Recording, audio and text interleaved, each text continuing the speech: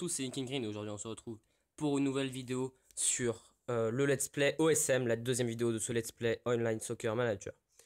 Donc, alors, déjà, dans un premier temps, donc j'espère que vous avez apprécié la première vidéo de ce trailer, la vidéo que Alligator a faite, sa vidéo de présentation, donc qui a été postée jeudi soir, il me semble. Hein. En fait, c'est dommage parce qu'à la base, c'était prévu qu'on la fasse à deux, donc Alligator et moi-même, King Green. Il se trouve que j'ai eu un petit problème technique, donc c'est pas grave. On se retrouve à présent pour la deuxième vidéo de ce let's play. Donc, dans un premier temps, je vais vous présenter mon effectif, la composition d'équipe et la tactique pour à peu près chaque match que je vais faire. Et sinon, après ça, je vous présenterai un peu les résultats de mes dernières journées. En fait, les 4 premières journées, là, en fait, il faut savoir que depuis le début, c'est passé 4 matchs. Il y a eu 4 matchs de championnat. Et depuis, bien sûr, depuis la vidéo de Alligator. Et voilà. Et du coup, après, je vous présenterai la composition que je ferai, la tactique que je ferai pour les prochains matchs. Et ce que je prévois comme tactique, comme composition. Pour les 4 prochains matchs, du coup, jusqu'à ma prochaine vidéo, du coup. Allez, c'est parti pour la présentation de l'effectif. Alors, donc il faut savoir que bon, la Fiorentina à la base, donc c'est une équipe plutôt bonne, hein, une équipe qui termine à chaque fois 6ème, 5ème du championnat italien, donc qui arrive à être en Ligue d'Europa à chaque saison presque, donc c'est quand même une belle performance quand même pour un club comme ça. Donc alors je vais vous présenter donc mes joueurs un peu, donc pour les attaquants j'ai Bernardeschi, Kalinic, Teo et Babacar. Donc j'ai 4 attaquants, c'est pas beaucoup, mais je vais pas me plaindre parce que j'ai des bons attaquants. Et oui, j'ai des bons attaquants. Donc là, vous pouvez voir la moyenne de mes attaquants. Vous pouvez le voir après la nationalité. Donc là, vous voyez le petit drapeau. Et c'est après. Juste après. Donc 89 pour Bernardeschi, 87, 80 et 77. Donc c'est des super stats. Il faut savoir qu'à partir de 80, vous pouvez considérer que vous avez un bon joueur. En tout cas, pour la Fiorentina, c'est pas mal. Vous avez un joueur en 80, c'est pas mal. On arrive à avoir des bons joueurs. Voilà. Voilà. Ensuite, donc les milieux. Ah, attendez, je voulais juste faire une petite parenthèse. Donc, je pense que il y a des joueurs peut-être que vous devez connaître. Après, je vous présente les joueurs, mais bon, je pense que vous devez connaître genre, certains. Par exemple, euh, Teo ou Kalinic qui a été très performant durant la dernière Coupe d'Europe avec la Croatie. Et moi, j'avais vraiment aimé ce joueur. Je trouvais qu'il était vraiment, vraiment, comment dire, qui bougeait de partout. Enfin, je veux dire, qui faisait beaucoup de courses qui gênait beaucoup l'adversaire. Je trouvais que c'était un bon attaquant. Voilà. Je trouvais que c'était un bon attaquant. Ensuite, les milieux. Donc pour les milieux, Valero, Ilicic, Saponara, Baldej, Vecino, Carlos Sanchez, bien sûr, que vous devez connaître, bien sûr. Évidemment, grand milieu de terrain défensif. C'est vrai que maintenant il se fait vieux, hein, ça fait longtemps qu'il joue au foot quand même. On se rend pas compte, mais 31 ans, ça fait quand même un bail. Colombien, bien sûr. Chiesa, Cristoforo et Hadji. Donc mon milieu est assez mitigé. Enfin, je dis mitigé, mais bon, il est quand même assez positif. Hein. Vous pouvez voir les notes, donc 85, 83, 82, 81, 81, 82, 79, 71 et 64. Donc c'est plutôt bien dans l'ensemble. Hormis, bien sûr, Cristoforo et Hadji, je pense que je vais vendre. Mais c'est plutôt bien dans l'ensemble. Et ensuite, là, on arrive à mon point faible, la défense. La défense, c'est un gros point faible de mon équipe. En fait, c'est le point faible de mon équipe.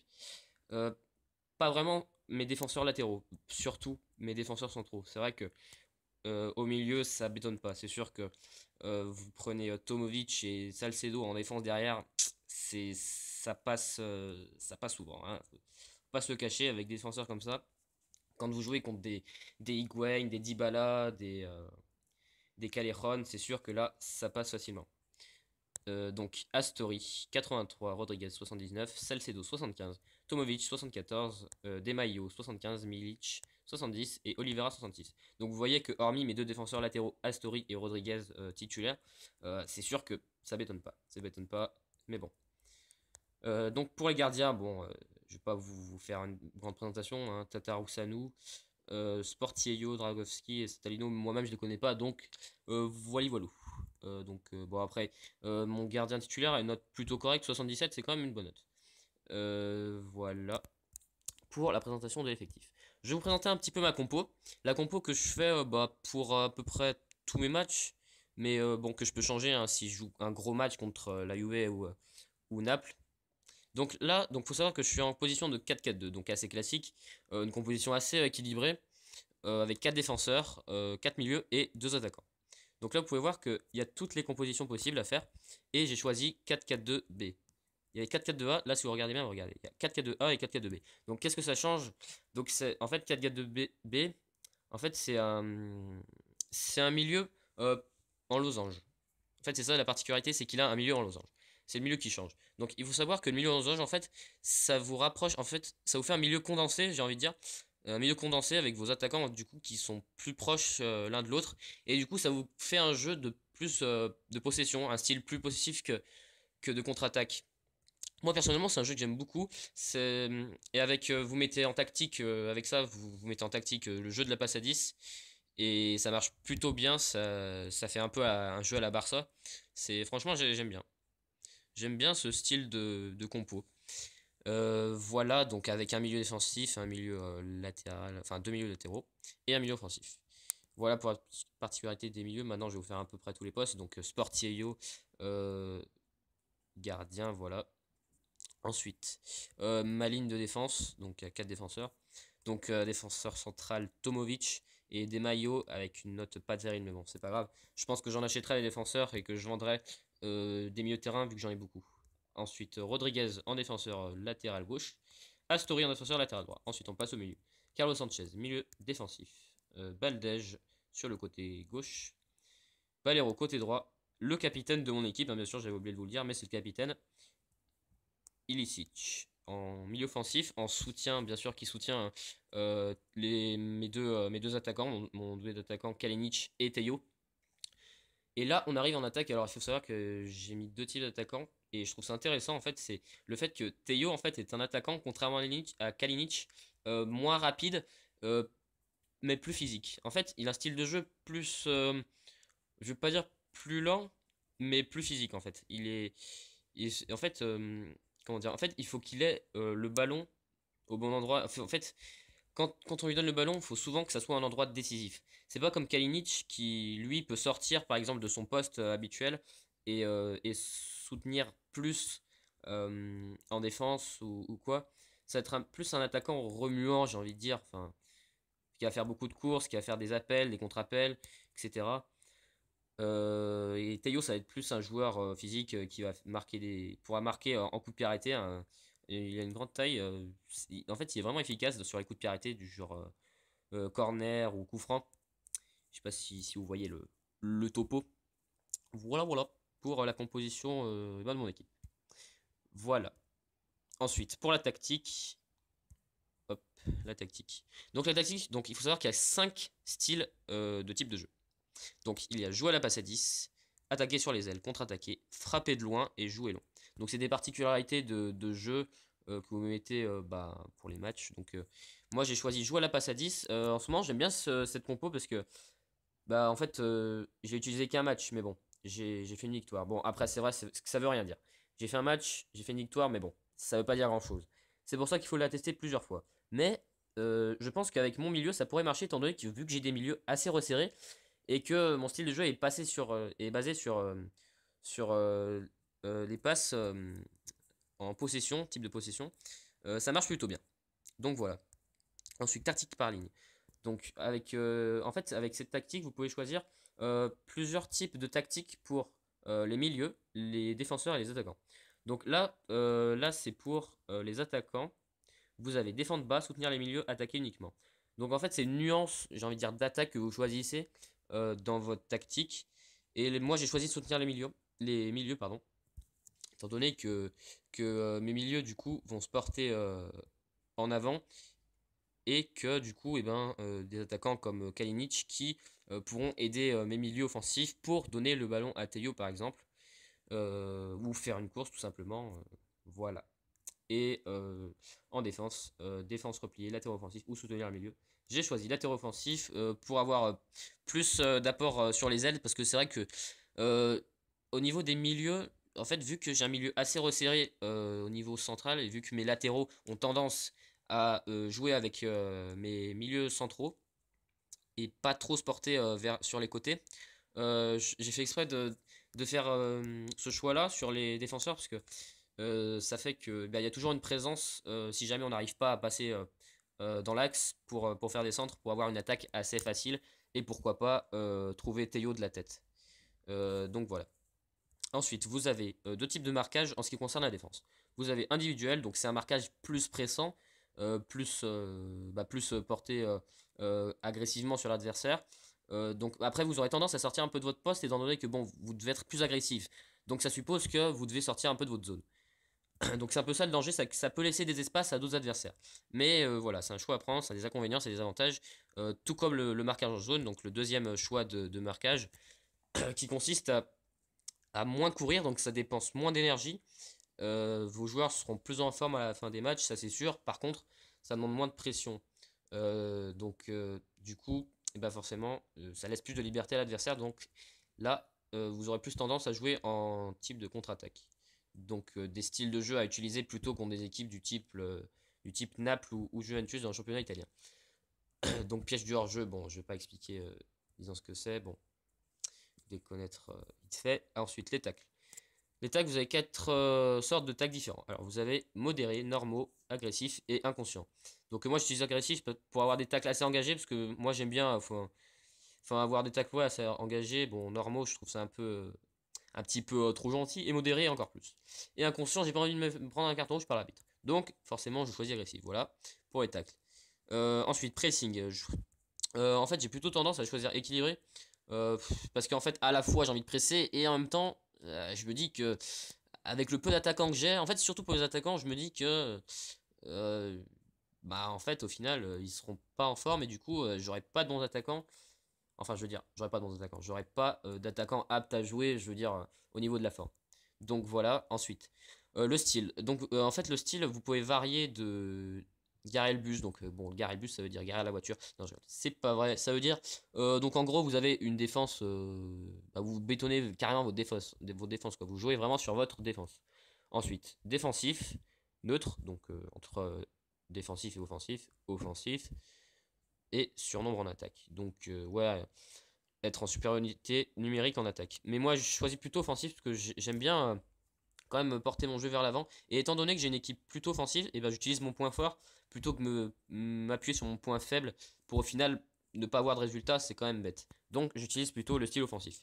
Voilà. Et pour la tempo, et ben en fait ça dépend seulement de la rapidité de votre jeu. Si vous préférez faire tourner derrière comme des équipes comme Metz par exemple ou la Sage Ajaccio, très très bonnes équipes, hein, le Chamois Mortel, il y en a beaucoup comme ça. Voilà. Construction progressive, donc bon, jouer la possession, passe rapide et une touche de balle. Donc bon, un style de jeu de plus en plus rapide. Ouais, du coup j'ai tendance à jouer plutôt la possession. Voilà. Donc je vais vous faire voir maintenant mes résultats. Donc alors, il faut savoir que il s'est passé 4 journées, comme je vous l'avais dit, et pour l'instant, le bilan, on va dire, est plutôt positif pour l'équipe. Étant donné que j'ai fait 2 nuls et 2 victoires. Bon, pour une équipe comme la Fiorentina, ça peut paraître normal, mais c'est quand même un bon début de saison.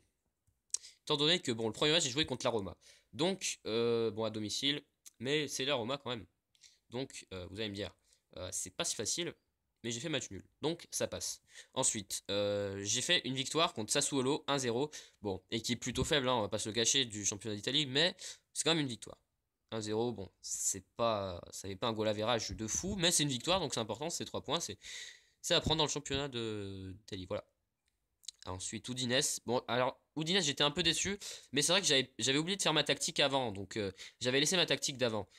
Et étant donné que mes joueurs s'étaient beaucoup dépensés la dernière fois et que j'ai mis après pressing haut, élevé, donc forcément, je pense que mes joueurs étaient assez fatigués durant le match et du coup ils ont pas pu. Après ils ont pas pu gérer tout le temps du match. Du coup ça fait 0-0 contre Udinese. Voilà. Et j'ai enchaîné par encore une fois une victoire, donc deuxième victoire de la saison contre Cagliari, victoire tranquille, net 3-0. Voilà. Pas de quoi broncher. Voilà, si je puis dire. Et donc, vous voyez que je joue contre la Chievo Vérone ce soir à 22h. Donc voilà, c'est mon prochain match. Donc il faut savoir quand même que Chievo Vérone, c'est une équipe surprise du championnat parce que habituellement c'est une équipe qui est plutôt en milieu de tableau. Et là, elle se retrouve quatrième. Donc c'est pas un match, ça sera pas un match à prendre à la légère. C'est sûr que là, je mettrais un style de jeu plutôt offensif. Ensuite, alors pour les 4 prochaines journées. Donc pour les 4 prochaines journées, là, ça devient intéressant. Journée 6, je ne sais pas contre qui je tombe, étant donné que c'est un match de coupe. Donc c'est là que ça va être intéressant. Donc j'espère bien sûr faire le plus grand parcours possible en coupe. Ça serait vraiment beau de faire un grand parcours. J'ai toujours aimé les coupes, ce système d'élimination et tout. Donc j'aimerais vraiment gagner ce match. Même si c'est pas un match de championnat, c'est important quand même, je trouve, de gagner des coupes. Ça fait toujours un bonus en plus, ça fait toujours une aventure. C'est toujours. En fait, c'est jamais la même chose en fait. Championnat et coupe, c'est un parfum différent en fait. Donc voilà, premier tour de la coupe d'Italie. Ensuite, Pescara en journée 7. Donc là, je pense que j'utiliserai une tactique bon, très quand même de possession, hein. C'est sûr que là, je ne jouerai pas en contre-attaque, étant donné que c'est une équipe assez faible. Donc je devrais pouvoir gagner sans problème. Même si, bon, on n'est jamais à l'abri. Mais bon, il y a plus de chances que je gagne que je perde. C'est vrai. Ensuite, journée 8, on enchaîne. Inter Milan. Alors Inter Milan, là je vais avoir une tactique plutôt modérée, étant donné que l'Inter Milan, bon c'est quand même une équipe assez puissante de notre championnat, du championnat d'Italie.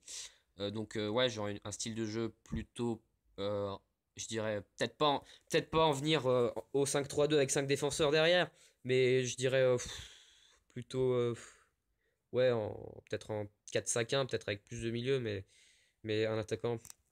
Et pour bétonner plus derrière, 5 milieux qui peuvent, par exemple, 2 milieux qui peuvent revenir en arrière si jamais je me fais trop presser. Et enfin, journée 9, mon quatrième match, la Lazio. La Lazio Alligator. Ça sera le grand match attendu que j'attendrai. C'est vrai que je suis vraiment pressé de jouer contre Alligator. C'est là qu'on va voir vraiment le niveau finalement, hein. Donc voilà. J'espère que en tout cas vous êtes motivés pour ce match contre Alligator. Ça va être une sorte de derby hein, finalement. Contre la Lazio. Donc c'est la journée 9. Ça sera à domicile. Donc chez moi. J'espère que on va gagner. Même bon, si bon, je quand même, je vais pas dire que ça va être un match facile. Bon, étant donné que la Lazio, bon, c'est quand même une très bonne équipe. Donc voilà pour mes 4 prochains matchs. Et donc voilà, donc je vous ai à peu près tout dit pour les prochains matchs. Et donc là, on va passer au classement pour finir. Je vais vous présenter un peu le classement. Donc bon, je vais pas faire le meilleur buteur, passeur décisif et tout. Maintenant, étant donné que le championnat ne fait que commencer, il y a eu que 4 matchs. Donc voilà, bon après le classement aussi, je peux pas trop vous dire qu'il y a des surprises ou quoi. Bon, c'est vrai qu'il y a des surprises comme par contre, c'est vrai qu'il y a beaucoup de surprises. C'est vrai que des équipes comme Atalanta qui est première pour l'instant de championnat, donc c'est quand même intéressant de voir des équipes surprises quand même de notre championnat. Donc Atalanta, Torino, Chievo Vérone, qui sont quand même euh, des équipes des 4 premières, dans les 4 premiers. C'est quand même une grande surprise. Bon, je vous allez me dire c'est le début du championnat, donc ça veut rien dire. Mais c'est quand même une bonne surprise, voilà. Donc, sur le podium, Atalanta, Juventus. Bon, Juventus, pas de surprise, avec 10 points tous les deux. Et Torino avec 9 points, donc troisième. Donc Torino, bien sûr, qui est le rival de la Juve. Chievo Vérone, quatrième. Cinquième, Inter Milan. Donc là, je vais enchaîner Inter Milan et Lazio. Donc ça va être un enchaînement de matchs assez important. Ensuite bah, moi, avec 8 points comme Alligator. En fait, on a fait exactement le même nombre de matchs. Seulement, il est devant moi pour le nombre de goal average, en fait. Pour le goal average. Sinon, ouais, on a le même nombre de points, donc c'est assez serré. Et ouais, c'est assez intéressant pour l'instant. Au début du championnat, j'aime bien. J'aime bien, c'est assez serré. Bon, en même temps, bon, ça fait 4 matchs, mais bon. Ensuite, la Roma derrière. Ensuite, 9e Milan. Là, c'est Milan. 10e Udinese. 11e Bologne. 12e Crotone. Et 13e Naples. Alors, pour l'instant, c'est une surprise. Naples qui est pourtant une bonne équipe d'Italie. Mais bon, c'est vrai que il y a toujours des surprises des deux côtés, des bonnes surprises et des mauvaises surprises. C'est sûr que des fois, il y a des équipes qui peuvent se relâcher en début de championnat et finir après dans le haut du tableau par expérience, hein. Voilà, ça veut rien dire. Mais bon, c'est quand même à noter. Voilà. Ensuite, 14e, Sampdoria Gênes.